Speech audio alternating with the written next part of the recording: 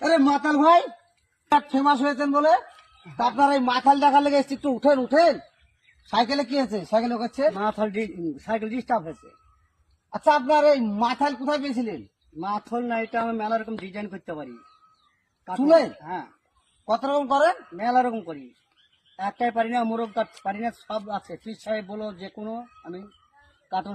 আর এটা এটা এটা হচ্ছে এই ক্যামেরাম্যান যেটা দেখাচ্ছি সেটা পকেটে রেখো। এটা হচ্ছে আমার সাধারণ লাঠি। এইটা সাধারণ করি তো, হ্যাঁ হ্যাঁ, যেখানে যাই সেখানে এনজয় পাই। ব্যবসার উন্নতি, বাড়ির উন্নতি, এই লাঠি। তাই তা আপনি ফেমাস হয়েছেন শুনলে আমি ভেবে চিন্তাই করেছি লাঠি বুড়িতে গেলেও লাগবে। এই লাঠিতে বুড়িতে গেলেও লাগবে। ব্যাটারা ভাত না দিলে লাঠি দিলে পাপ দিবে। আর আপনার চুলের সেলফি তো নিতে আছে। হুম, ক্যামেরাম্যান চুলটা একটু ঘুরিয়ে দেখি দাও। হ্যাঁ, এই চুলটা দেখেন কিভাবে চুল। কারো থাকলে কমেন্টে বলবেন। আর বিরাট ফেমাস লোক, তো তোমরাও যদি ই করতে চাও, ভিডিও করতে চাও, চলে আসবো মিয়ার বাগানে।